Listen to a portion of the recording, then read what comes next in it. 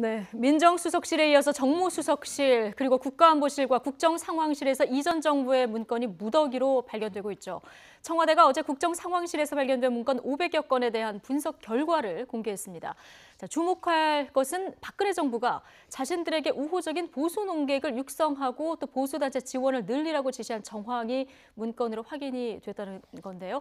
김병민 경희대 개관교수 그리고 양지열 변호사, 최진봉 성공회대 교수 모시고 관련 얘기 나눠보겠습니다. 세 분 어서 오십시오. 네, 안녕하세요. 어제 청와대가 발표한 문건 내용을 보면 크게 두 가지입니다. 이제 특정 이념을 확산을 주도한 이런 정황이 담긴 부분, 그리고 삼성 합병에 개입한 부분, 이렇게 크게 두 가지로 볼 수 있는데 뭐 그동안 나왔던 얘기가 문건으로 계속 이렇게 확인이 되고 있는 그런 상황이에요. 그렇죠. 지금까지 이런 얘기가 많이 있었지 않습니까? 예. 최순실 박근혜 국정농단 사건을 조사하는 과정에서도 여러 가지 증언들이 나왔고요. 그중에 하나가 삼성이 경영권을 승계하는 데 있어서 박근혜 대통령이 전 대통령이 적극적으로 개입한 게 아니냐는 논란이 있었고, 그 논란이 사실은 오늘 이제 발표한 이런 문건의 제목들에서 보면 그런 내용이 있었다는 게 알려지고 있고, 또 하나는 이게 밖으로 나가지 않도록 조심해라 하는 내용까지 함께 포함돼 있었어요. 그렇다고 하면 이 내용이 나갔을 때 어떤 파장이 올지도 이미 알고 있었고, 이게 외부에 알려져서는 안 된다는 내용까지 알고 있었다는 거죠. 그 말은 결국 불법적인 행위가 거기에 분명히 포함돼 있다라고 우리가 유추해 볼 수 있을 것 같고, 더 심각한 문제는 이념적인 부분 가지고 차별을 하는 거잖아요. 네. 그러니까 이념적으로 보수적인 성향, 이게 보수라는 말도 사실은 보수 중에서 별로 안 좋아할 것 같아요. 어찌 보면 친박이죠. 친박 진영 또는 박근혜 전 대통령이 추진하는 정책 또는 이념과 동일시되는, 또 그걸 적극적으로 지지하는 단체에 대해서 지원을 하게 한다. 이거는요, 블랙리스트 사건과 거의 비슷하다고 저는 봐요. 블랙리스트도 그런 거 아니겠습니까? 반대로 화이트 리스트인 거죠, 결국은. 그러니까 지원하는 단체가 결국은 박근혜 정부가 추진하려는 여러 가지 정책도 야당이 반대하는 것을 적극적으로 막고 몸으로 싸울 수 있는 그런 단체들. 또 한 가지는요, 충성심 경쟁까지 했다고 보도가 되고 있어요. 그러니까 실적을 보고 더 실적이 좋은 단체에 대해서 더 많은 지원을 하고, 실적이 낮은 단체는 더 지원을 적게 하고, 그러면 단체 입장에서는요, 더 적극적으로 싸울 수밖에 없지 않겠습니까? 폭식 그런 행사도 하고요. 세월호 유가족들을 향해서 막말도 하고요. 우리가 상식적으로 이해할 수 없는 많은 행동들이 그동안 소위 친박단체라고 하는 곳에서 시민사회단체 형태로 자행됐는데, 그 모든 것이 결국 정부의 주도하에 이루어졌다고 하는 부분이 보여지는 부분이고, 또 정경련이라는 단체들을 동원해서 지원하는 지원금도 차별을 두는 이런 행태를 한 거 보면요, 이건 민주주의 정부라고 보기가 힘들다. 그렇게밖에 볼 수 없는 상황이라고 할 수 있겠습니다. 그러니까 말씀하신 대로 이 특정 이념 확산을 주도했다는 부분은 지시가 굉장히 구체적으로 나와서 이 부분이 좀 앞으로도 계속 논란이 될 것 같은데, 시기적으로 보면 2014년 3월부터 지난해 10월까지, 그러니까 국정농단 사태가 본격적으로 불거지기 직전까지 그 상황입니다. 당시에 보면은 국정상황실이 이제 정책조정실이었던 그런 상황이었던 거죠. 지금 발견된 게 국정상황실이고, 이게 정책조정수석실 안에 있는 비서관실에서 발견이 됐다라고 하는 건데요. 일단은 2014년 3월부터 작년 10월까지 소위 말하는 이제 보수단체에 대한 지원 문건이 전체가 발견된 게 아니고, 발견된 문건에 대한 여러 가지 문건들이 있는 건데, 그 발견된 문건의 시기가 이렇게 연결이 된다라고 볼 수가 있는 거죠. 근데 결국 현재 청와대에서 공개하고 있는 자료들을 크게 살펴보게 된다라면은 이 최순실 국정농단 사건과 깊게 연관이 있는 내용들을 볼 수가 있는 겁니다. 첫 번째는 이 삼성의 뇌물죄 관련해 갖고 합병을 하는 과정 속에서 정부가 어떤 모종의 역할을 하지 않았겠느냐라고 하는 것에 대한 지시사항이 있는 거고요. 두 번째는 블랙리스트 말씀을 하셨는데, 이 블랙리스트라는 건 결국은 좌파 진보 성향 단체들에 대해서 정부의 보조금을 지원하지 않는 것 아니겠습니까? 근데 여기에 하나를 더 넘어가고서는 오히려 정부의 우호적인 단체들이 있다면 그 우호적인 단체들을 키워내고 지원하려고 하는 목적들이 있는 게 아니었는가라고 하는 문건들이 존재한다라는 건데, 이런 문건들에 대한 발견들이 일단 이뤄진 상황 속에서 박수현 청와대 대변인이 했던 얘기는 일부 위법한 상황들이 발견됐기 때문에 국민의 알 거를 위해 공개한다라는 얘기를 하고 있는 거거든요. 현재까지 문건이 존재한다는 거고, 그 문건을 통해서 어떻게 실행되고 집행되는지에 대한 관계는 조금 더 짚어볼 필요가 있는 건데, 아마 여기에 대한 확인은 크게 어렵지 않게 이루어질 수 있지 않을까라는 생각이 들기도 합니다. 이런 제시까지 청와대가 내렸나 하는 부분들이 이 문건이 뭐 사실이라면 굉장히 많은데, 양지열 변호사 보시기에 가장 놀라웠던 부분은 어떤 부분입니까? 이게 어떻게 보면 기존 단체가 있고요. 예를 들어서 정권의 성향에 따라서 뭐 보수적인 정권이나 진보적인 정권이나라고 했었을 때 좀 정권에 좀 가까운 단체들이 있고 그쪽에 조금 더 적극적인 어떤 지원을 한다든가 이런 것들은 생각해 볼 수가 있습니다. 그런데 이 민주주의 사회가 맞지 않다라는 점에서 어떤 게 구별해야 될 거냐면 기존에 보수 단체가 있고 보수 농객이 있고 이런 사람들이 있었던 게 아니라 그래서 그분들께 조금 더 잘해주는 정도가 아니라 없던 걸 만들어내는 수준이었던 거거든요. 그거는 국민들의 머릿속에 들어가서 생각을 조절하겠다라는 그런 욕심으로밖에 안 보여요. 네. 거꾸로 됐던 거죠. 보수적인 어떤 성향을 가진 국민들이 있고 그 사람들이 단체를 만들고 정치 세력화돼서 정권을 탄생시키는 게 아니라 어떻게든 정권이 반대로 그런 세력들을 만들어내서 지지 기반을 공고하게 계속해서 쌓아가겠다. 그걸 위해서 국민들의 뭐 일종의 세뇌를 시도했다라고 밖에 볼 수 없는 정황이라서 가장 충격적이라면 저는 그 발상 자체가 사실은 발상 자체가 굉장히 충격적입니다. 사실은. 예, 예. 민주주의에 정면으로 반대하는 발상이기 때문에. 네. 지금 속보가 한 가지 들어왔는데요. 최악의 물난리 속에 외유를 떠났던 충북도 의원들 지금 각 당에서 이제 징계 논의가 진행이 되고 있었는데 자유한국당에서 이 충북도 의원 3명이죠. 전원을 제명했다. 자, 이런 속보가 들어왔습니다. 제명 예상을 했을까요? 제명까지 갈 거라고? 저는 예상을 했다고 봐요. 왜냐하면 홍준표 대표가 그 수해 현장에 가서 사부로 이렇게 봉사하셨잖아요. 그 네. 상황에서도 그런 얘기가 나왔어요. 제가 삽질이라고 얘기할 뻔했네요. 네. 어쨌든 사부로 봉사하면서 얘기했더니 제명까지도 가겠다고 얘기를 한 걸 보면 예. 저는 뭐 당연히 이런 결과가 나와야 된다고 생각을 하고요. 떠날 때만 해도 근데 모르지 않았을까요? 그래 떠날 때는 예. 몰랐겠죠. 그러니까 홍준표 대표 입장에서는 지금 자유한국당의 지지율도 아주 낮은데 저런 예. 일까지 터지면 보수를 재건하겠다고 하는 본인의 의지나 생각과 전혀 맞지 예. 않지 않습니까? 예. 그리고 제가 볼 때는요, 자유한국당 입장에서는 지금 상황에서 저걸 그냥 넘어가게 되면요, 정말 저는 큰 후폭풍을 맞을 가능성이 높다고 봅니다. 지방선거 얼마 남지 않았어요. 이제 지방선거 앞두고서 저런 행태를 하는 도의원들이 자유한국당 이름으로 또 나온다거나 아니면 계속 자유한국당에 소속돼 있다고 하면 예. 국민들이 저걸 어떻게 보겠습니까?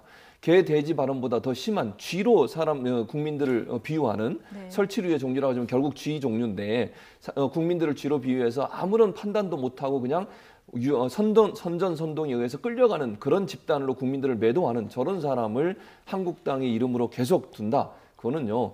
예. 홍준표 대표 입장에서도 제가 볼 때는 정치적 판단이 그렇게 하는 경우에는 본인도 망하지만 결국 자유한국당도 엄청난 비난을 받을 수밖에 없기 때문에 네. 결국은 제명을 하는 것이 맞다고 보여지고요. 예. 저는 제명도 여기서 끝나는 게 아니라 국민들이 또 시민들이 도민들이 심판하셔야 한다고 생각해요. 예. 저런 사람들이 계속 정치 생활을 할 수 있도록 놔두는 것은 네. 저는요 국민들을 아주 그냥 우습게 보는 그런 사람이 세비를 받고 국민의 대표가 된다고 예. 하는 것은 용납할 수 없는 부분이기 네. 때문에 아마 심판하지 않을까 그러니까 그렇게 싶은데요. 대한다고 예. 왜냐하면 저는 걱정되는 또 시간 지나면 잊어버리실까 봐 그런 거예요. 네. 잊어버리지 마시고 꼭 기억하셔서 소중한 한 표 제대로 좀 행사하시길 예. 바랍니다. 네, 지금 박봉순, 김학철, 박한범 이 세 도의원에 대해서 제명이 결정이 됐고요. 조금 전에 이제 화면을 보셨습니다마는 김학철 도의원 같은 경우는 이제 국민을 레밍, 이 쥐에 비유해가지고 굉장히 논란이 되지 않았습니까? 예, 그 레밍이라고 하는 게 이제 게임으로도 만들어져서 예. 한때 굉장히 히트를 쳤던 건데 다른 게 아니라 앞장서가는 우두머리 쥐가 가는 방향으로 다른 쥐들이 네. 맹목적으로 따라가기 때문에 뭐 강물 같은 데 빠져 죽을 때도 이제 집단 자살을 해버리는 예. 그러니까 집단 이성이 마비된 상태를 가리킬 때 우리가 레밍이라는 표현을 쓰거든요. 지금 상황을 왜 레밍이라고 했냐라고에 대한 어떤 본인의 얘기는 그겁니다. 우리가 뭐 국회의원도 아니고 뭐 권한이 많은 사람들도 아니고 만만한 지방 의원밖에 안 되는데 예. 이런 걸 가지고 이렇게까지 비난하는 거 보면 국민들의 생각이 없는 거 아니냐라고 지금 그렇게 말씀을 하셔서 저도 이렇게 이 얘기를 하면서 나도 생각 없는 사람 중에 하나인가라는 그런 이상한 생각이 들게 만드시는데 기본적으로 예. 그런 것 같습니다. 이제 아까 이제 최지봉 교수께서도 굉장히 강력하게 말씀을 하셨지만 지방의회 의원분들에 대해서는 뭐 지자체장까지를 우리가 좀 꼼꼼히 보는 편이지만 많이 이렇게 투표하고 이럴 때도 제대로 안 보는 성향들이 좀 있으세요. 그렇죠. 뭐 예. 그냥 지지하는 정당이 있으면 그런 정당을 보고 찍고 이러다 보니까 좀 국회의원이라든가 뭐 대통령을 말할 것도 없고 좀 국민들이 유권자들이 좀 검증에 아무래도 좀 게으러지는 경우들이 있거든요. 네. 그래서 정말 이렇게 생각할 수도 없는 발상을 가진 분들이 국민들을 대표한다라는 어떤 역할을 맡고 있었던 게 아닌가라는 생각이 듭니다. 김학철 의원 같은 경우는 뭐 인지도 면에서는 웬만한 국회의원보다 지금 더 올라간 그런 상황이 돼버린 것 같은데 어쨌든 논란이 되는 발언이 나왔기 때문에 제명 절차를 더 밟지 않고 넘어가기는 좀 힘든 상황이지 않았나 이런 생각도 듭니다. 다시 청와대 문건 얘기로 좀 돌아가 보겠습니다. 자, 이 내용을 보면은 정말 여러 가지 내용들이 있는데 김병민 교수님. 네. 포토 포털 사이트 검색 기능에 정부가 개입한 의혹도 있습니다. 이건 민간 네. 영역 아니겠습니까? 여기에 이제 깨알 같은 어떤 지시가 있었다. 이 부분도 사실 좀 그 충격적인데요. 카카오톡의 샵 검색 기능을 하게 되면 이게 좌편향됐다라는 표현을 쓰게 되는데요. 예. 누군가 예를 들어서 박근혜 대통령이라는 이름을 검색하게 되면 거기에 따라서 나오게 되는 연관 검색어라고 하는 부분들이 좀 부정적인 영향을 미칠 수 있게 검색이 된다라는 거죠. 예. 그렇기 때문에 이런 것들의 기능을 조정해야 된다는 얘기가 나왔다라는 건데요. 사실은 저희는 어저께 있었던 박수현 청와대 대변인의 이야기만 들었을 뿐이지 이 문건에 대한 그 깨알 같은 지시사항이 무엇이었는지 여부는 확인할 수가 없는 상황입니다. 그러니까 예를 들어서 이게 수석 비서관 회의 자리에서 대통령 실장이라든지 아니면 대통령의 지시사항을 통해서 수석과 비서관들이 받아 적은 얘기인 건지 아니면 회의 자리에서 자연스럽게 뭐 비서관들이 나눴던 얘기들을 이렇게 정리한 것인지에 대한 네. 얘기가 확실치 않기 때문에 이 내용을 뭐 단정하기 좀 어려운 측면들이 있다라는 말씀을 드리고 싶고요. 실질적으로 그런 일들이 있었다라면은 굉장히 언론에 대한 통제 행위로까지 볼 수 있는 얘기이기 때문에 좀 민감한 상황으로 나갈 수가 있는 거고 그렇기 때문에 이거는 뭐 어렵지 않게 카카오톡을 등을 확인해 보면서 실제 이런 일들이 정부로부터 지시사항이 있었는지 확인하면 되는 일이라고도 볼 수 있는 거거든요. 따라서 지금 현재로서는 조금 문건 내용과 함께 일방적인 내용들을 아직 정확하게 파악할 때까지는 좀 조심스럽게 접근할 필요도 있다는 생각이 듭니다. 예, 지금 이거 문건 분석은 지금 검찰로 넘어간 그런 상황이고요. 지금 특수일부에서 하고 특수 있는 거죠? 일부에서 하고 있고요. 알려지기로는 특수 일부에 8명의 검사가 배당이 예. 된 것으로 알려져 있거든요. 그러면 사실 8명의 검사는 굉장히 많은 숫자입니다. 검사 한 사람이 보통은 그냥 청해 일종의 경찰서 한 곳에 비교할 정도로까지 많은 권한과 재량권이 있기 때문에 수사력이 있는 검사 8명이 배당이 돼서 이 문건들을 보고 있다는 것은 청와대에서 봤었을 때는 그만큼 중요한 사항이 될 가능성이 있다. 그래서 검찰의 어떤 법적인 판단을 받아봐야 한다라고 생각을 한 거고요. 아까 이제 김영민 의원 저 교수 얘기한 걸 조금만 받아 쓰면 저 검색 기능은요. 의원을 만들었어요. 네.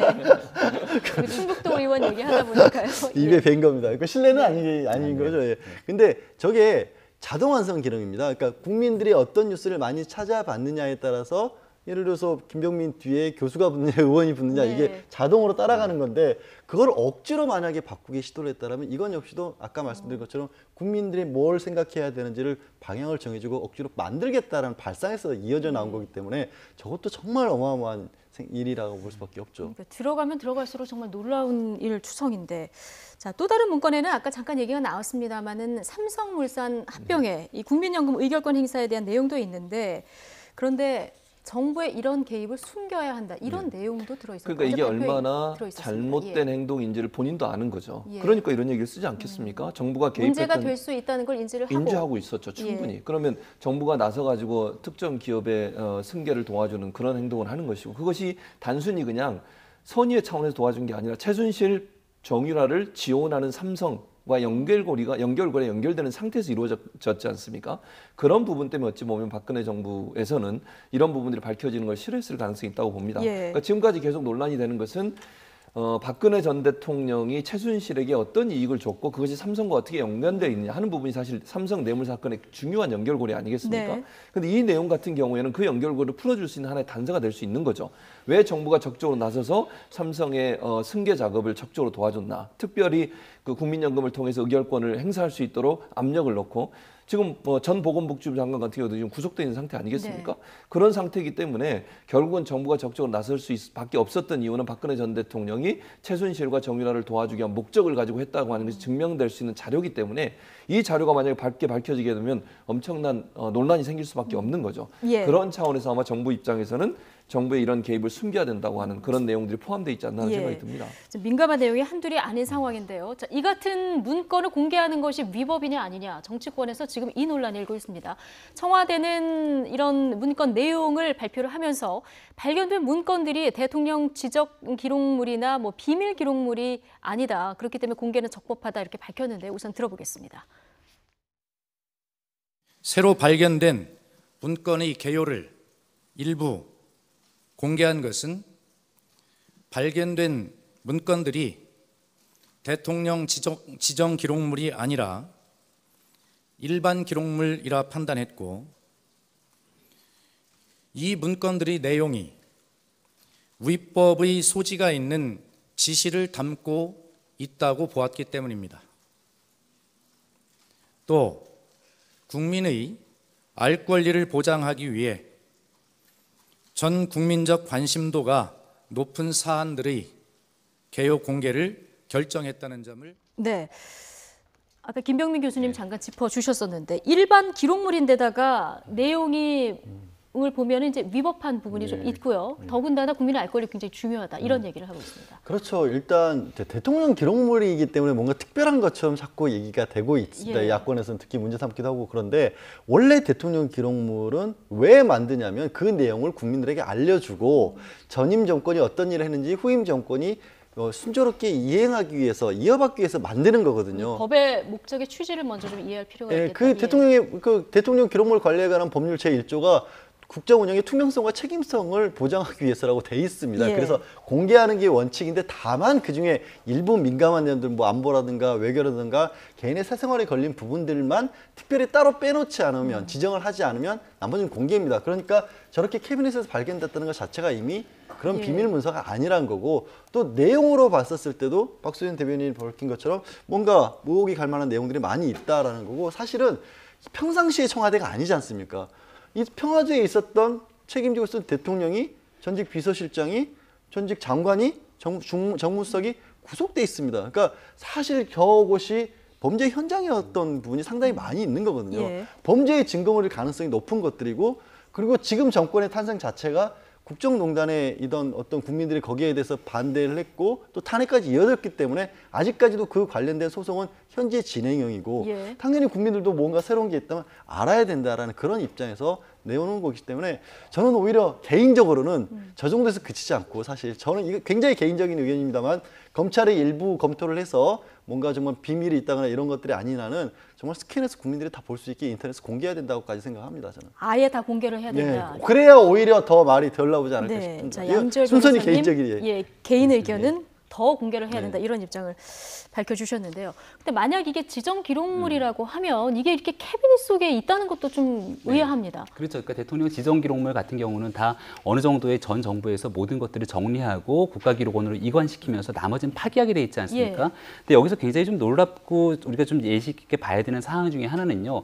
발견된 문건들의 형태를 지금 전부 다 분류하지 못했던 상황으로 볼 수 있는 겁니다. 네. 그 예를 들어 일부의 문건 같은 경우는 대놓고 홍남기 국무조정실장이 이런 얘기를 하거든요. 그 당시에 정무기획비서관으로 본인이 있었기 때문에 대통령 수석 비서관 회의 같은 경우는 속기사가 존재하지 않는 겁니다. 예. 그러니까 수석 비서관의 이 자리에 본인이 참가해 갖고서는 속기로 적은 다음에 그걸 문건으로 만든다라고 얘기를 하거든요. 그렇다면 전 정부에 있었던 사람들이라면은 대통령의 수석 비서관 회의, 대통령 실장이 주재하는 그 회의의 자료라고 하는 것들은 거의 100% 지정 기록물로 정리가 될 수밖에 없다는 겁니다. 그렇게 정리를 하게 되는 건데 그 문건이 왜 나와 있는 것인가? 지금 현재 존재하고 발표하는 문건들에는 그런 문건들이 존재하는 거거든요. 그러니까 말 그대로 이미 박근혜 정부에서 지정 기록물로 지정한 문건들이 있는데 혹시나 같이 공람했던 다른 문건들이 존재할 수도 있는 여부기 때문에 지금 이게 관리를 잘못하지 못한 상태로서 남아져 있긴 하지만 같은 문건이 지정 기록물로 지정됐는지 여부를 확인하기 어려운 네. 상황으로 볼 수 있는 거거든요. 따라서 특정 내용들을 끄집어 갖고서는 이 내용들을 발표하는 것들이 부적절하다는 지적도 있을 수밖에 없기 때문에 네. 대통령 기록물 관리법 위반인지 아닌지에 대한 여부에 대한 논쟁이 붙고 있는다라고 생각이 되고요. 지금 박수현 대변인이 공개하는 여러 가지 문건들의 핵심은 다 결과론적으로 보게 됐을 경우는 박근혜 정부의 정치적인 도덕적 문제를 제기할 수밖에 없는 문제, 덧붙여서 최순실 국정농단 사건의 재판이 연루가 될 수 있는 문제들인 겁니다. 네. 그럼 예를 들어 양지열 변호사님 얘기처럼 저도 사실 되게 궁금하거든요. 그 안에 있는 수천 건의 문건에 무슨 내용이 들었는지. 그럼 여기 있는 내용 중에 위법한 사항이라고 판단했던 건 청와대의 판단인 겁니다. 근데 청와대가 판단해서 골라서 공개를 했는데 공개하지 않은 내용들 중에 위법하지 않은 사항들이 있는 건지, 네. 공개하지 않은 내용들 중에 혹시나 박근혜 전 대통령이라든지 이재용 부회장의 재판에 그들에게 유리하게 적용될 수 있는 문건은 없는 건지 확인이 불가능한 거거든요. 일부만 꼽아서 특검과 검찰이 제출했기 때문에. 그러니까 정치적 논란이 될 수밖에 없는 상황이기 때문에 이 부분에 있어서 현재 보수야당이라고 하고 있는 예. 자유한국당, 바른정당 많이 비판하고 있는 것이 아니라 국민의당까지도 나서서 왜 청와대의 캐비닛이 화수분이냐라는 얘기를 하고 있는 상황이기 네. 때문에 정치적인 논쟁이 붙을 수 있는 사건에 대한 좀 조심스러운 필요는 있다라는 생각이 듭니다. 네, 정치적 논쟁이 있는 것은 뭐 당연해 보인다 이런 얘기 해주셨는데 말씀하신 대로 지금 야당 반발은 거셉니다. 자유한국당은 이 캐비닛 문서가 범죄 조직 문서인 것처럼 연일 발표해서 호들갑을 떨고 있다 이렇게 비난을 하고 있고요. 바른정당도 입장을 내놨습니다. 이어서 들어보시겠습니다. 저희 자유한국당이 박근혜 정부를 무조건 비호하겠다는 것은 결코 아닙니다. 마치 범죄 문서를 발견한 것처럼 호들갑을 떨고 청와대 대변인이 생중계 브리핑 형태로 발표를 하고 그 사본을 검찰에 넘긴 것은 그 어떤 정부에서도 하지 않은 비정상적 행위이며 즉각 중단되어야 할 불법적 행태인 것입니다. 복사해서 발표하면 일반 문서나 메모가 된다는 식의 궤변이 어떻게 성립할 수 있다는 말입니까? 박근혜 정부가 잘못한 일이 많습니다. 하지만 박근혜 정부도 대한민국의 정부였습니다. 지금 문재인 정부도 대한민국의 정부입니다. 그런데 이렇게 정권이 바뀔 때마다 과거 정부의 문건을 공개하고 폭로하고 이렇게 하는 것이 정말 맞는 일인지 모르겠습니다. 네. 좀 자유한국당과 바른정당 입장 들어보셨는데요. 정우택 원내대표 호들갑 떨지 말아라 이런 얘기하면서 그 전제 조건으로 무조건 박근혜 그러니까 전 정부를 비호하려는 것은 아니다. 이런 전제 조건을 깔고 얘기를 합니다. 그렇죠. 왜냐하면 예. 박근혜 전 정부를 만약에 비호하면 자유한국당의 지지율이 어떻게 되겠습니까? 그러니까 선긋기를 하는 거죠. 박근혜 네. 전 정부 안에 일정 부분 선긋기를 하고 그것이 본인들 정당이나 아니면 지지율에 영향을 미칠 수 있는 요소들을 배제하겠다고 하는 시도라고 볼 수 있겠고요. 네. 뭐 저는 그렇게 생각해요. 정치적 수사로 이런 표현을 할 수 있다고 봐요. 그러니까 지금 두 분이 얘기하셨듯이 정치적으로 그런 표현을 할 수 있죠.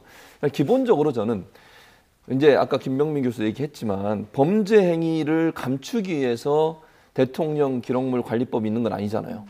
대통령 기록물 관리법이 범죄 행위를 감추라고 있는 거라면 그거는 법을 만들면 안 되는 거 아닙니까? 예.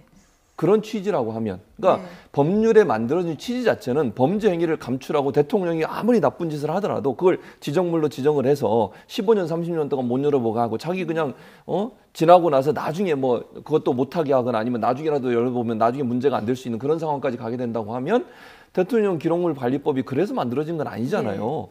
아까 양지열 변호사 얘기했지만 기본적으로 1조에는 그렇게 돼 있어요. 모든 정보는 공개하는 것을 원칙으로 한다. 그리고 다만 하며 이제 제한된 요소들을 기록해 놓고 있고요. 그러니까 이제 그런 부분에 있어서 경제라든지 또는 뭐 국가 안보라든지 외교 문제라든지 이런 문제로 비화될 수 있는 부분 정말 그 보완이 필요한 내용들이라고 하면 저는 그거는 공개를 안 하는 게 맞다고 봐요. 예. 그러나 대통령이라 하더라도 청와대가 어떤 범죄 행위가 연루돼 있는데 그것마저도 대통령 지정 기록물로 지정했다면 그건 정말 지금 황교안 총리가 전 이제 권한대행 했으니까 그 권한대행이 정말 나쁘다고 저는 생각해요. 만약 그랬다고 하면 그 지정물로 지정이 됐다고 하면 그런 내용을 지정하면 안 되는 거 아닙니까? 아니 범죄 행위와 연관돼 있는 대통령이라 하더라도 그런 내용이 포함되어 있는 걸 지정물로 지정했다면 그거는 정말 권한대행으로서 업무를 제대로 안 한 거죠. 네. 국민을 보기보다는 박근혜 전 대통령이나 충성심 의무에 바로라고 볼 수밖에 없는 것이고 예. 또 한 가지는 이게 아까도 말씀하셨지만 캐비넷 내에 남아있는 것 자체가 이건 의심스러운 거예요. 왜 이게 남아있습니까? 굉장히 많은 문건들이 청와대 곳곳에 좀 아니, 숨겨져 있어서 네.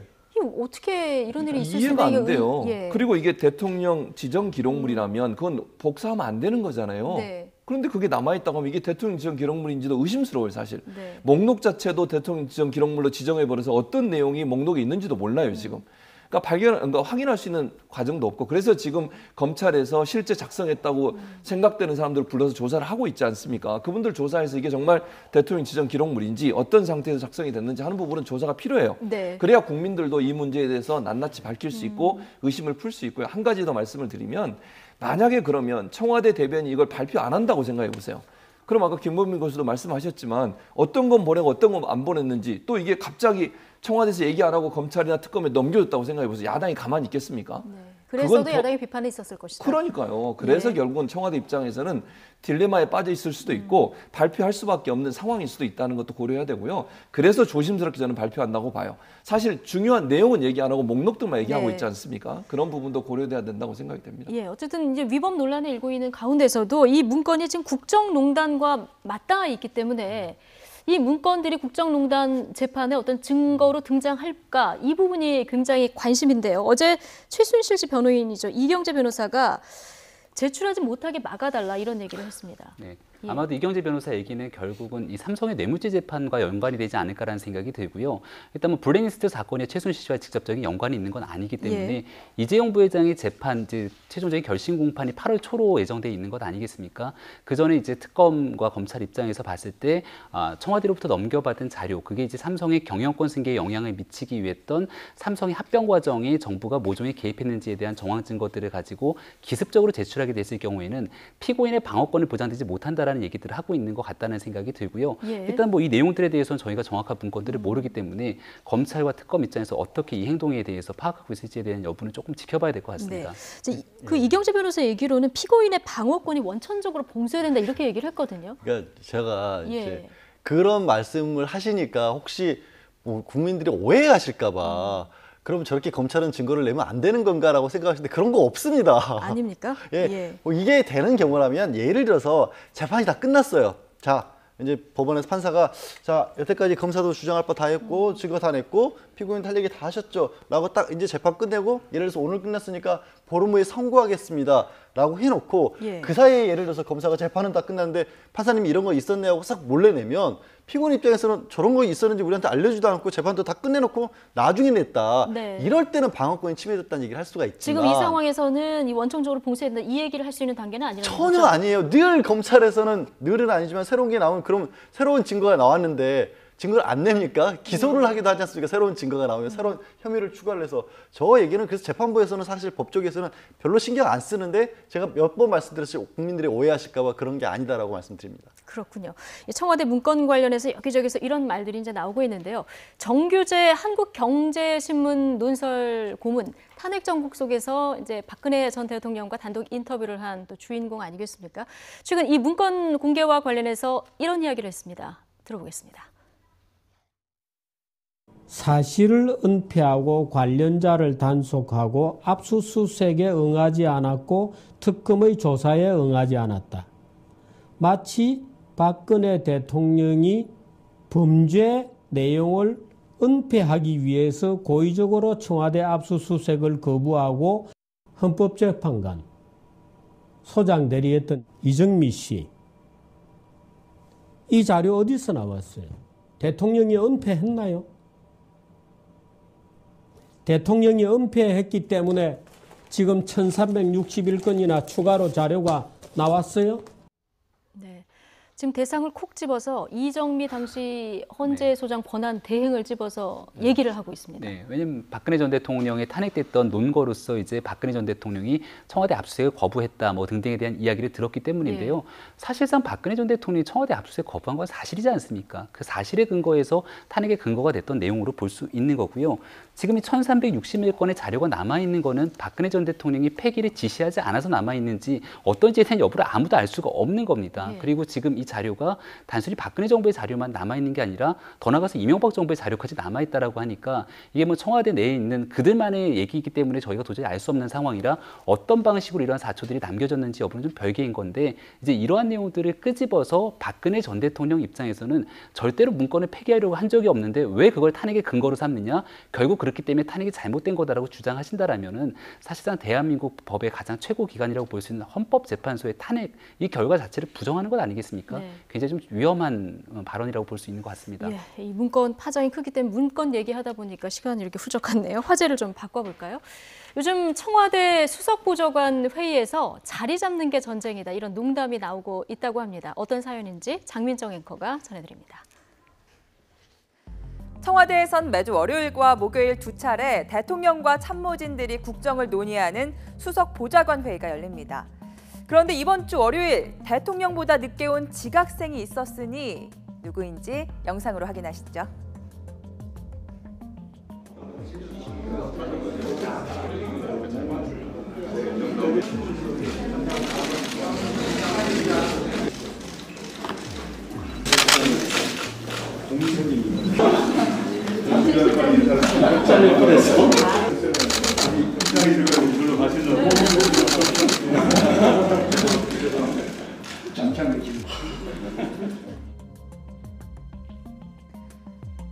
사실 임종석 비서실장이 늦은 게 아니라 정시에 도착한 건데요. 대통령과 다른 참모들이 워낙 미리미리 와 있는 바람에 지각처럼 보인 겁니다. 비서실장의 당황한 기색이 표정에 다 드러나서 마치 우리 주변에서 흔히 볼 수 있는 부장님보다 늦게 온 회사원의 모습 같기도 하고요. 목요일이었던 어제도 수석 보좌관 회의가 있었는데 어제는 어땠을까요?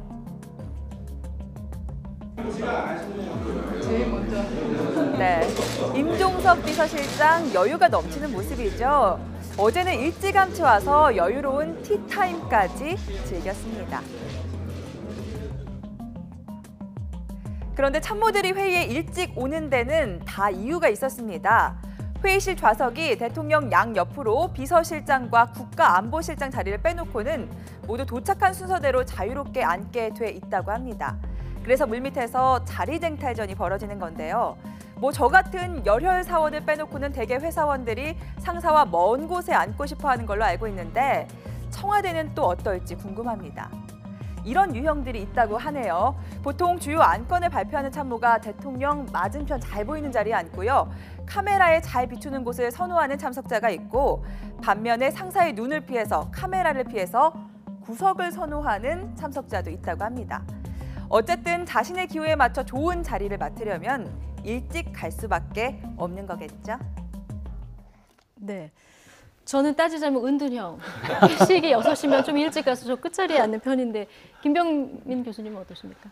저도 뭐 이렇게 굳이 나서갖고서는 좋은 자리 찾아 나서지는 않는데요. 예. 일단은 저렇게 굉장히 어려운 미션을 문재인 대통령이 준 게 아닌가 싶어요. 그러니까 이게 네. 결국은 그 청와대 내에서 수석과 비서관들, 보좌관들의 그 직급을 따지지 말고 앉아갖고선 예. 편하게 이야기하자 그래서 자리 배치를 없애게 된 것이거든요. 그러다 보니까 누구든지 편하게 먼저 오는 대로 자리 잡는 과정인데 지정된 자리가 몇 군데 없죠. 임종석 그렇죠. 비서실장하고. 그러니까 임종석 실장 자리도 원래는 지정이 안 돼 있다고 하는 겁니다. 예. 그럼에도 불구하고 대통령 오른쪽 자리는 자연스럽게 비서실장 자리라고 암묵적인 합의가 있었던 건데 이게 오히려 참석하게 되는 수석들과 비서관들의 고민들을 훨씬 더 깊게 만들어주는 장면이 아닌가 싶기도 한데요. 네. 임종석 비서실장이 늦으니까 대통령께서 이제 여기 자리 넘보는 사람이 많다 이런 얘기를 하네요. 그러니까 분위기를 풀어주시는 예. 거죠. 대통령이 저렇게 분위기를 풀어주니까 늦게 오는 사람도 머쓱하지만 그래도 좀 마음이 누그러지잖아요. 네. 만약에 아무 얘기도 안 하고 계시거나 이러면 더 경직될 수 있지 않겠습니까? 또 앞에 있는 분들도 그런 얘기 하잖아요. 늦게 오셨다고 또 지적도 하고 이걸 보면 분위기 자체가 상당히 그러니까 개방된 분위기라는 생각이 네. 들어요. 물론 의자도 원탁형으로 하고 누구나 먼저 오는 사람이 아무데나 앉을 수 있도록 한 것도 저는 개방형이라고 보고 그만큼 저 회의가 열린 자세에서 누구나 하고 싶은 말을 할 수 있는 그런 회의 장소가 됐다는 것이 저는 긍정적으로 볼 수 있는 부분이라고 보고요. 만약에 예전에 박근혜 전 대통령을 좀 비교하게 되는데 결국 박근혜 전 대통령은 본인이 얘기하고 받아쓰는 정도의 회의를 하게 되면 저런 분위기가 형성이 되겠습니까? 제가 볼 때 레이저 쏠 수 있어요. 그러면 레이저 맞고 상처받을 수 있는데 저런 분위기가 결국은 문재인 대통령이 추구하고 있는 열린 회의 또 어떤 누구나 자기 생각을 가감 없이 얘기할 수 있는 그런 편안한 자리를 만들어준다는 의미에서는 저는 청와대가 저런 분위기로 계속 가는 것이 국가 발전에 네. 도움이 된다고 생각이 됩니다. 네. 회의 형식 자체는 굉장히 자유로워졌는데 이제 여기서 어떤 내용들이 도출이 되느냐 이 부분이 또 이제 관건이긴 한데요. 그제 국정계획 5개년 계획 발표 형식도 굉장히 이 형식 자체에서는 좋았다 이런 평가가 나왔는데요.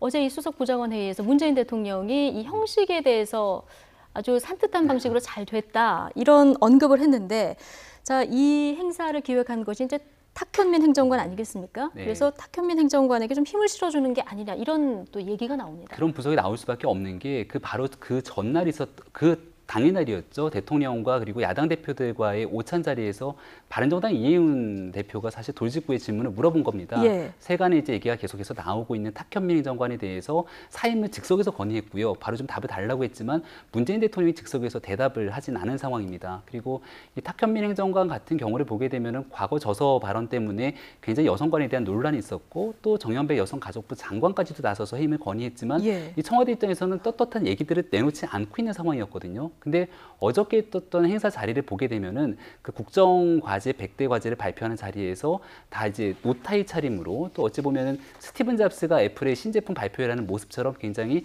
산뜻한 방식으로 발표를 했기 때문에 이러한 것들이 기획한 게 탁현민 행정관이다라고 얘기를 하고 있는 건데 그럼에도 불구하고 탁현민 행정관의 좋은 능력들에 대해서 대통령이 높게 평가하는 부분들이 인정할 수 그렇기 있지만 때문에 여러 논란 속에서도 지금 네. 끌고 가는 거다. 그렇죠. 그럴 수도 있겠으나 결국은 문재인 대통령이 처음으로 선임한 여성가족부 장관까지 힘을 건의한 마당에 함께 가는 것이 맞느냐라고 하는 여러 가지 논란은 지속될 것으로 보입니다. 예.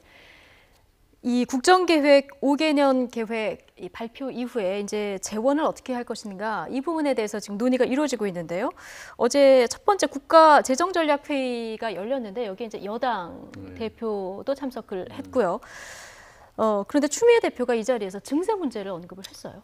그러니까 원래 이제 100대 과제를 발표를 했었을 때는 증세 없이도 해결할 수 있을 것처럼 얘기가 했다가 바로 하루 만에 이제 추미애 대표도 저 얘기를 꺼냈고 사실은 뭐 발표가 처음 나자마자 김부겸 전 지금 현재 행자부 장관도 그렇고 김동연 경제부총리도 그렇고 이 형태로서는 그냥은 어렵다라는 얘기를 하지 않았습니까? 저는 굉장히 조심스럽지만 어쩌면 청와대에서도 이런 정도의 반응은 좀 예상을 하고 있었지 않았을까. 그리고 결국에는 그 부분을 해결한다는 게 법인세율이라든가 아니면 고소득자에 대한 소득세를 올리는 방법밖에 없지 않습니까? 현재로서는. 그거 플러스 구조적으로 지금 국정이 잘못 운영돼서 낭비되고 있는 부분들을 줄이면 그 두 가지를 결국 균형을 맞춰야 되는 거거든요.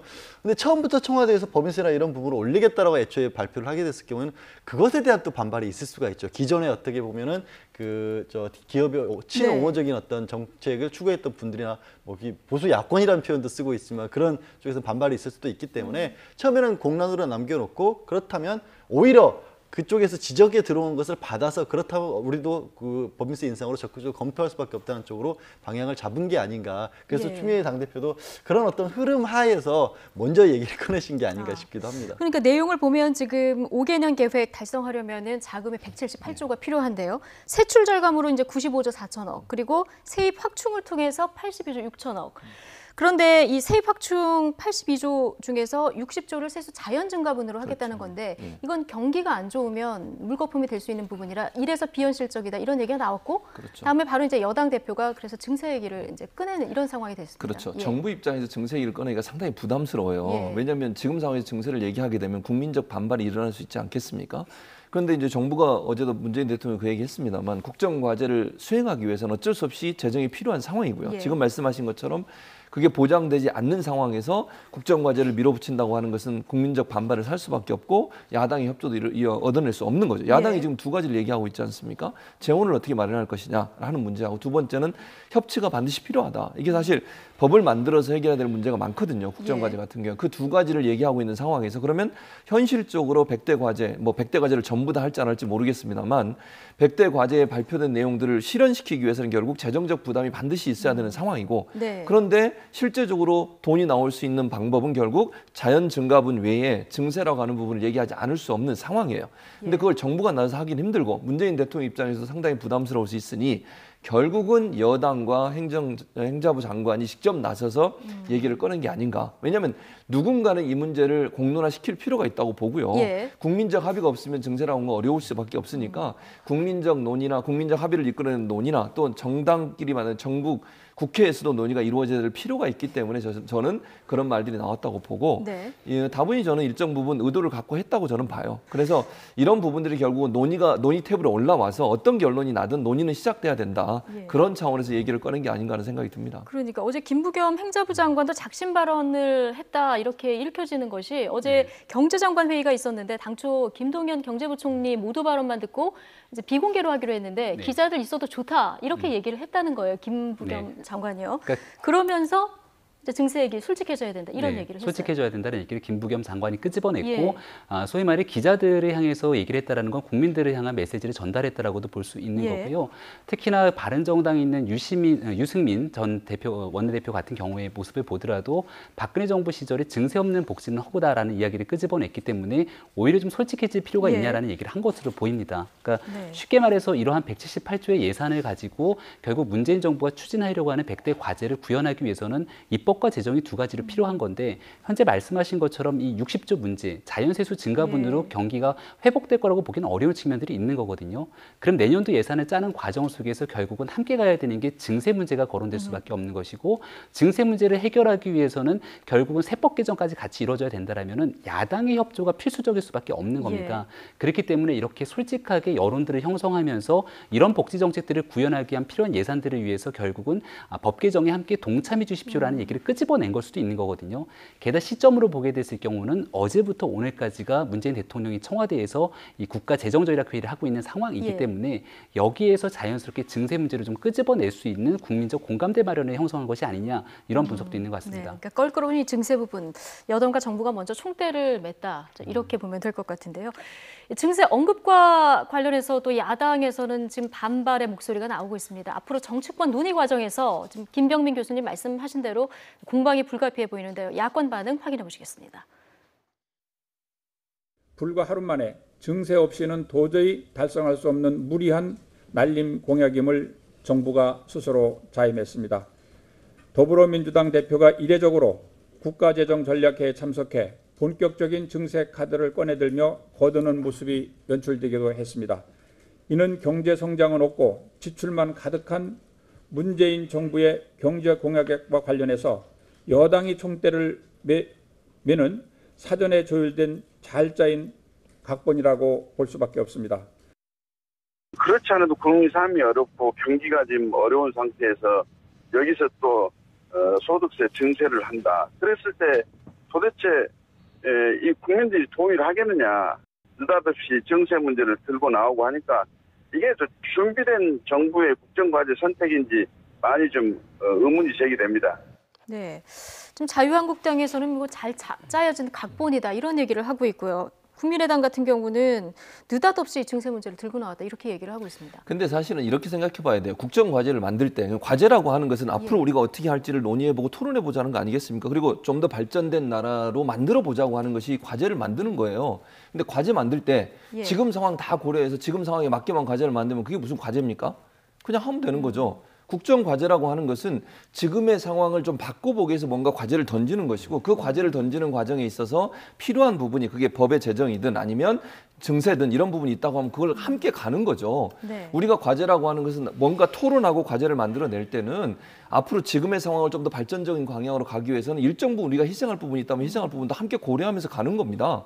그런데 지금 자유한국당 논리대로 하자면 지금 상황 다 고려해서 안 되는 거 그럼 뭘 과제로 내놓습니까 대체? 그러니까 지금의 상황에서 안 되는 거를 과제로 내놓을 이유가 없는 거 아니에요? 그럼 과제로 내놓다고 하면 그 과제를 실현할 수 있는 다양한 형태의 논의들이 또 있어야 되겠죠. 그래서 증세 부분도 사실은 이 자유한국당 빼고 나머지 정당들은 대체적으로 대선 때는 증세에 대해서 일정 부분 동의한 부분이 있어요. 바른정당도 그렇고.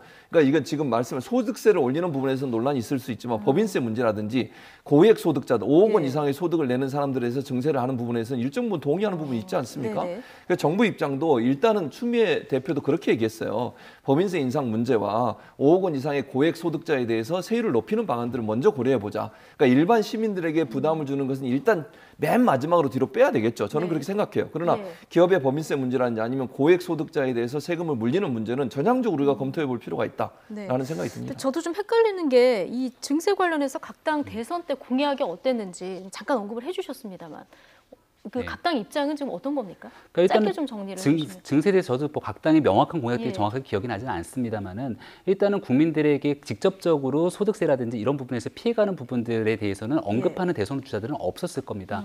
그러니까 다만 이제 좀 솔직해지자라는 얘기들이 계속해서 나오는 거는 재정 지출이 확대되고 있는 측면들이 굉장히 많습니다. 왜냐하면 여러 가지 복지적인 시혜 정책들이 많아지기 때문에 그렇다면 현재 있는 지출 규모보다 훨씬 더 많은 재정 지출 규모가 늘어나게 되면은 그 금액을 감당하기 위한 어딘가에 세입 규모가 있어야 될 것인데 그 세입에 대해서는 결국은 이 세법 개정 등을 통해 갖고서는 어떻게든 확대하기 위한 노력들이 필요하다는 얘기를 하게 되는 거고요. 지금 현재 야당과 여당이 그 굉장히 뜨겁게 맞붙을 수밖에 없는 이유 중에 하나는 어제 문재인 대통령이 이런 얘기를 하게 되거든요. 재정전략회의에서 사실상의 작은 정부만이 능사가 아니다. 그러니까 정부가 보다 더 적극적인 역할을 해야 된다라고 이야기를 하고 있는 건데 작은 정부냐 큰 정부냐에 대한 논쟁에 대한 여부는 결국은 진보와 보수적인 정권 그 정당 간에 굉장히 뜨거운 논쟁이 될 수밖에 없는 상황이거든요. 그러니까 문재인 대통령 입장에서는 공공일자리 창출을 비롯해서 정부가 보다 이 소득과 경기를 부양시키기 위해서 훨씬 더 많은 재정을 걷어들이고 지출하겠다라는 데 방점을 찍은 거고요. 과거 이명박 정부나 박근혜 정부도 마찬가지였지만 이 정부 입장에서는 최대한 정부가 작은 정부를 지향하면서 걷어들이게 되는 세금의 그 수치를 낮게 하면서 이제 가장 필요한 곳에만 지출하겠다는 부분이기 때문에 앞으로 이 내용 속에서 굉장히 많은 공방들이 이어갈 것으로 보여집니다. 공방도 그렇고 야당의 협조가 분명히 필요한 부분이 있는데 자, 박주선 비대위원장은 또 이런 이야기를 합니다. 문재인 정부가 광장 정치로 국정 운영을 할 거냐, 예산이 하늘에서 떨어지느냐 협치해야 된다 이런 얘기했는데요. 직접 들어보시겠습니다. 국정 100대 과제의 선정에 야당과는 아무런 상의도 협의도 없이 일방적으로 선정해서 발표했습니다.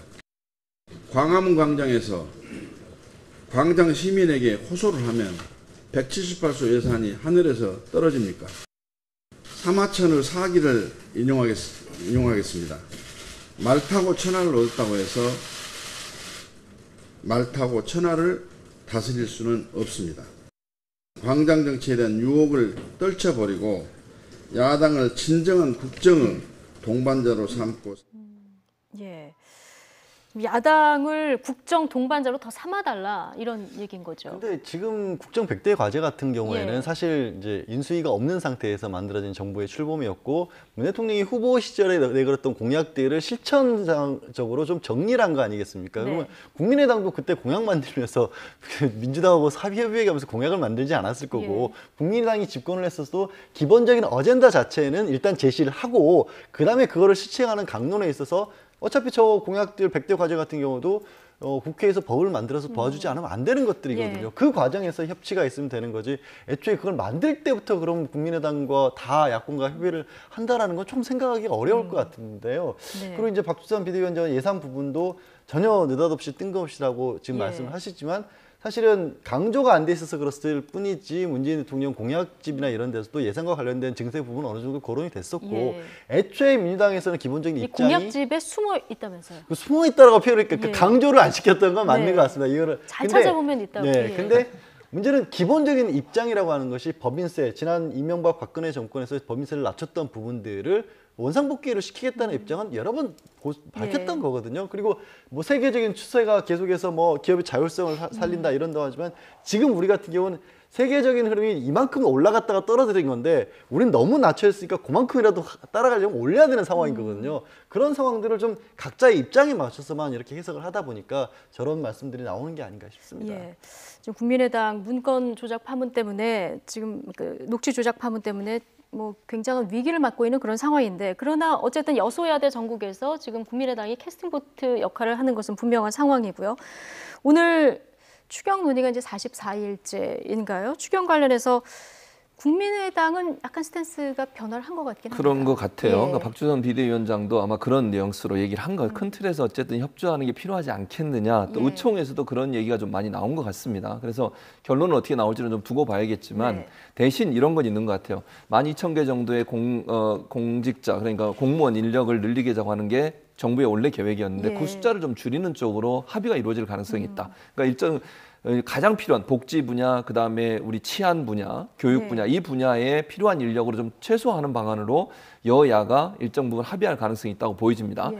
그래서 이제 자유한국당도 사실은 지금 반대를 하고 있지만 제가 볼 때는 만약 거기서 논의가 이루어지면 오늘은 아니더라도 뭐 오늘 지금 처리하려고 하고 있습니다만 8월 2일까지 일단 국회가 할 수 있으니까 그 전까지는 타결될 가능성이 저는 높다고 봐요. 예. 야당 입장에서 계속 이걸 발목을 잡고 있게 되면 국민적 저항을 또 받을 수 있는 상황이거든요. 지금까지 그 추경이 물론 논란이 있었으면 한 번도 통과 안 된 적이 없습니다. 새로운 정부가 출범하면서 추경을 의욕적으로 일을 해보겠다고 해서 추경을 제출했을 때 대부분 다 예. 통과가 됐거든요.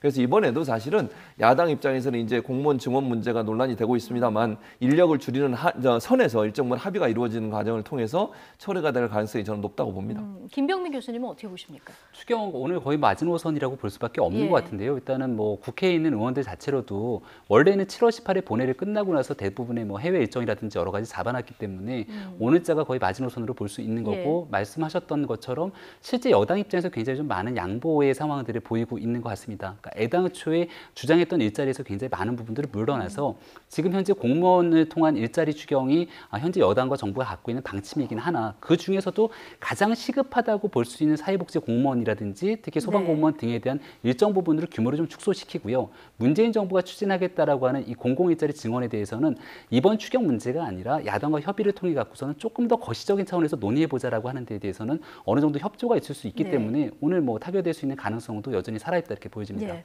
어쨌든 이 논란이 되고 있는 공무원 증원 80억 예산 이 부분 좀 자유한국당에서 가장 반대를 하고 있는데 자유한국당 얘기를 좀 해보겠습니다. 자, 홍준표 대표는 지금 뭘 하든 이슈가 되는 그런 상황인데요. 수해 현장 다녀온 뒤에 이제 홍대를 나다 이런 뭐 얘기도 나오고 있는 그런 상황인데요. 이번에는 여론조사 가지고 좀 눈길을 끄는 발언을 했어요. 그렇죠. 그러니까 뭐 여론조사에 대해서 홍 대표는 예. 못 믿는다라는 얘기를 거듭 해오지 않습니까? 네. 여론조사 기관도 못 믿고 언론도 못 믿어서 뭐 없애야 된다는 말씀까지 하셨는데 어디를 통해서 여론조사를 했는지 모르겠는데 자체 여론조사 결과에는 회복세가 뚜렷하다라는 얘기를 또 SNS를 통해서 하고 계세요. 그래서 연말이면은 과거 지지층이 회복될 거다 이런 또 그러니까 저 했습니다. 조사를 누구를 얼마를 어떤 대상으로 해서 어떤 기관이 했는지가 참 굉장히 저는 궁금하고 아마 홍 대표께서는 저 여론조사 기관만을 신뢰할 수 있다 앞으로도 신뢰를 하실 수 있을 것 같은데. 근데 대선 때도 골든 크로스 일어났다 이렇게 그렇죠. 얘기를 했었고 내부에서는 이미 돌아섰다 꺾었다라고 했었지만 막상 뚜껑 열어봤을 때 전혀 맞지 않았지 않습니까?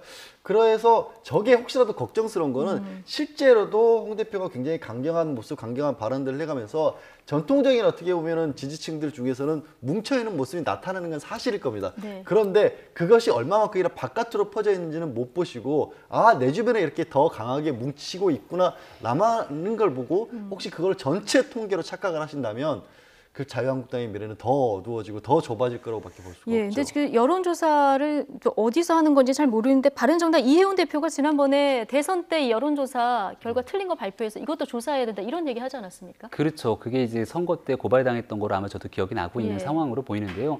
홍준표 대표가 얘기하고 있는 건 얼마 전에 JP를 만나서도 그러니까 김종필 전 총리를 만나서도 비슷한 얘기를 했는데 연말이면 좋아질 것이라고 자꾸 강조하는 이유가 있는 겁니다. 왜냐하면 내년도 6월 달이 지방선거거든요. 그러니까 지방선거를 앞두고 있는 상황들 속에서는 지방선거에 출마하려고 하는 지역의 후보자들의 물밑 경쟁들이 굉장히 치열한 겁니다. 그런 사람들 입장에서 더불어민주당의 후보들 같은 경우는 고민할 필요가 없어요. 완전히 정리가 돼 있기 때문에. 근데 지금 자유한국당과 국민의당, 바른정당의 후보들 간에서는 현재 어떤 방식으로 선거를 치러야 될지에 대한 고민들이 있는 겁니다. 그러니까 더불어민주당이라고 하는 상수를 중심으로 어떤 선거 구도를 짜여져야 이길 수가 있는지를 볼 건데 현재로서는 지난번 있는 그 증거조작 파문을 계기로 국민의당이 굉장히 어려운 위치에 점해져 있는 게 사실이고요. 그런 상황에서 바른정당과의 보수 적통 경쟁에서 이겨낼 수 있는 가능성들이 아마 연말 정도가 되게 되면 분위기가 조성되지 않겠느냐라고 하는 자유한국당의 바람을 담아서 계속 얘기하고 있는 것 같다는 생각이 들고요. 그렇기 때문에 이해훈 대표가 얼마 전에는 바로 TK에 가서 다시 TK 민심을 잡겠다고 가는 거라 아마 연말까지는 바른정당과 자유한국당 간의 이 보수 기싸움이 굉장히 치열해질 것으로 보입니다.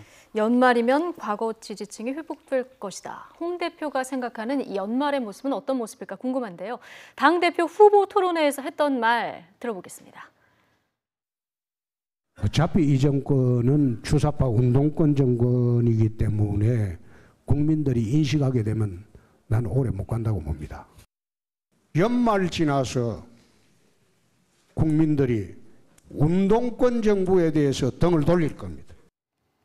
주사파 운동권 정부, 국민들이 이 운동권 정부에 등을 돌릴 것이다. 뭐 지금 연말이면 지지층 회복될 것이다. 뭐 일맥상통하는 말이다 이렇게 볼 수 있을까요? 근데 그건 개인의 희망이라고 저는 봐요. 그러니까 김병민 교수도 얘기하셨지만 저거는 지지층을 향해서 던지는 어찌 보면 그 우리가 이런 표현 선전선동 레토릭이다 이렇게 봐요. 그러니까 이게 근거가 없잖아요. 그리고 지금 방송사들도 저거 어떤 방법으로 조사하는지 발표 안 하면은 징계 받잖아요. 심의 받고. 어디서 어떤 방법으로 조사했는지도 모르고 누가 했는지도 모르는 상황에서 돌아선다. 이거는 저는 그래서 그거는 그냥 자기를 지지하는 사람들 또 흩어져 있는 보수층을 끌어안기 위한 하나의 레토릭이라고 저는 봅니다. 정치적 수사라고 보기 때문에 저게 사실이냐 아니냐는 제가 볼 때 뭐 별로 중요한 것 같지 않아요. 저분은 그냥 본인을 지지하는 층 또는 보수층에 떠나가버린 보수 민족을 민심을 받아내기 위해서 다시 우리가 이기고 있다. 전쟁에서도 그런 거 있지 않습니까? 사기를 충전시키기 위해서는 이기고 있다고 얘기해야 돼요. 지더라도. 그래야 용기를 내서 싸울 거 아닙니까? 목숨 걸고. 그런 차원에서 본다면 홍준표 대표의 저 발언은 사실이라기보다 본인의 희망 섞인 말을 본인을 지지하는 측을 결집시키는 한 방법으로 사용하는 레토릭, 수사학이라고 볼 수 있겠습니다. 그렇다면 현재 추세가 어떤지 여론조사를 실제로 한번 볼까요? 정당 지지도 먼저 저 그래픽 있으면 먼저 주시겠습니까? 자, 한국당 정당 지지도 이번 주 여론조사에서 보면은 11%입니다. 추이를 주시면 지난주에 기억해 보면은 9% 정도였었던 것 같은데요. 한 2% 오르긴 했습니다만은 뭐 그렇게 뚜렷한 오름세다 이렇게 보기는 좀 어려울 것 같고요. 그렇죠. 어떻게 보십니까? 소폭 상승했다라고 볼 수 있는 예. 거고 그 더불어민주당 같은 경우는 일부 하락하긴 했습니다. 그 문재인 대통령의 지지도도 일부 빠지긴 했는데 홍준표 대표가 바라는 건 이겁니다. 지금 신고리 원전 5호기, 6호기에 대한 일시 중단 문제로 굉장히 논쟁이 뜨겁게 이뤄지고 있고요. 예. 특히 오늘 있었던 갤럽 여론조사에서 대통령의 지지율이 빠졌던 이유 중에 1위를 찾아보게 되니까 최저임금 문제거든요. 결국은. 그러니까 최저임금 문제에 대해서 최저임금 인상을 통해서 굉장히 환영하는 목소리를 갖고 있는 지지층들은 어차피 더불어민주당과 문재인 대통령을 지지하는 층이라는 가정을 까는 것 같아요. 근데 여기에 반대해서 오히려 소상공인이나 중소기업에서 피해를 보고 있는 사람들이 있을 건데 그런 사람들이 문재인 대통령과 문재인 정부의 개혁적인 정책들에 대해서 실망하는 사람들과 어떻게 각을 세우는 문제들을 가져가는지가 자유한국당의 고민인 거죠. 그런 사람들의 지지층들을 그대로 흡수해내는 것들이 자유한국당의 1차적인 목표일 거고 지금 바른정당 같은 경우는 굉장히 합리적인 보수를 얘기하고 있기 때문에 얼마 전에 문재인 대통령과 이 영수회담, 야당과 여당의 대표 회동에도 참석을 하지 않았습니까? 만나서 이야기할 건 이야기하겠다라고 하는 거지만 거기에 대해서 어찌 보면 대통령과 너무 합리적으로 얘기하고 있는 부분들이 명확한 각이 서지 않는다라는 판단을 할 수도 있는 것 같아요. 네. 따라서 현 정부와 완벽한 대립각을 세우겠다고 하는 게 자유한국당의 현재로서는 전략이 아닌가 생각이 됩니다. 예. 대통령 지지율은 지금 한 6%가 빠져서 74%. 그래도 여전히 높은 지지율 보이고 있는데요. 한 6% 정도가 최저임금 때문이다. 이렇게 분석을 해주셨거든요.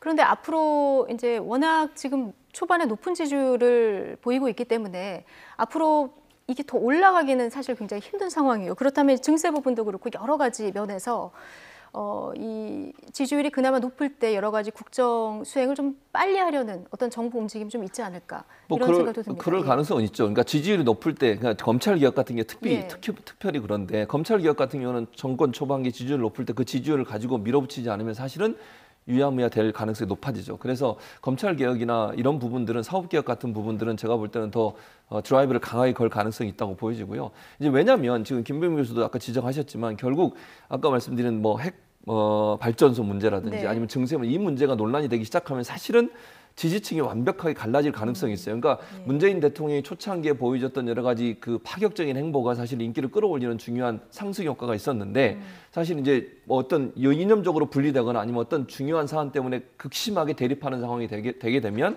자기가 지지하는 어떤 정당이나 이데올로기를 따라가려는 의도가 생길 수 있어서 지지율이 더 빠질 가능성은 충분히 우리가 상정해 볼 수 있죠. 다만 그 과정에서도 문재인 정부가 얼마나 합리적으로 이를 해결하는 문제라고 저는 봐요.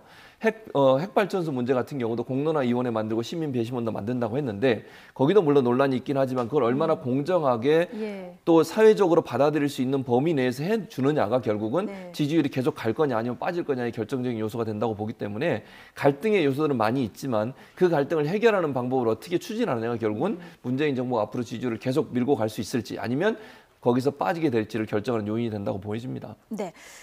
자, 그리고 보수의 이제 새로운 모습을 보여주겠다. 바른정당. 그런데 지지율이 여전히 그렇게 눈에 띄게 오르지는 않습니다. 지금 바른정당 이틀 연속 TK 구애에 나서고 있는데 박정희 전 대통령 생가를 찾았다가 좀 봉변을 당했습니다. 이 영상으로 먼저 보고 얘기를 더 나누겠습니다.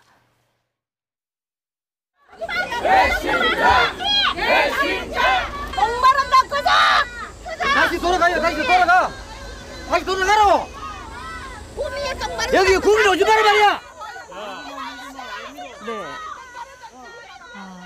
네. 이해운 대표 TK 민심 회복하겠다고 갔다가 저렇게 또 봉변을 당하고 오네요. 근데 저분들이 TK 민심 전체를 다 대변한다고 볼 수는 분명히 어려운 거고요. 그러니까 바른정당의 이해운 대표가 왜 TK를 갔는지를 좀 우리가 유심히 살펴봐야 되는 거거든요.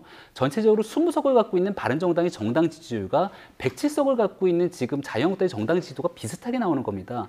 여기서의 누군가의 보수적통 경쟁에서 살아남는 사람만이 결국은 남는 거거든요. 이게 이제 1차적인 승부가 내년도 지방선거가 있는 거고 그렇죠.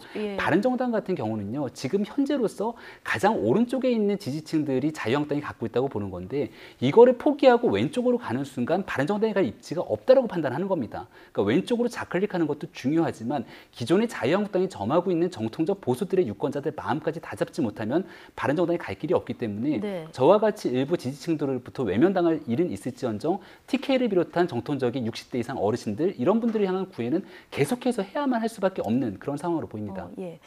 바른정당 지지율 좀 올리려면 어떤 요소가 있을까요? 양재열 변호사님 개인적인 의견으로. 아이고 그건 개인적인 의견일 수밖에 없지만 저는 저렇게 하는 것이 과연 맞는 방법인지 약간 좀 회의적이긴 해요. 왜냐하면 대구를 찾아가고 그분들을 만나고 뭐 치맥 파티 같은 거 하는 것까지는 좋아요. 근데 박정희 대통령을 결국에 이런 거죠. 우리가 박근혜 대통령의 탄핵에는 찬성을 했지만 박정희 전 대통령의 업적까지 부인한 건 아니다라는 식으로 해서 이제 조금 더 어떻게 보면은 뭐 연령층이라든가 아니면 생각이라든가 이런 분들이 전통적인 보수라고 불리는 분들에게도 다가가고 싶은 마음은 있는데 그렇게 다가가게 됐었을 때 또 어떻게 보면 합리적인 보수라고 불리는 바른정당을 기존에 지지했던 분들은 또 그걸 다르게 볼 수도 있는 거거든요.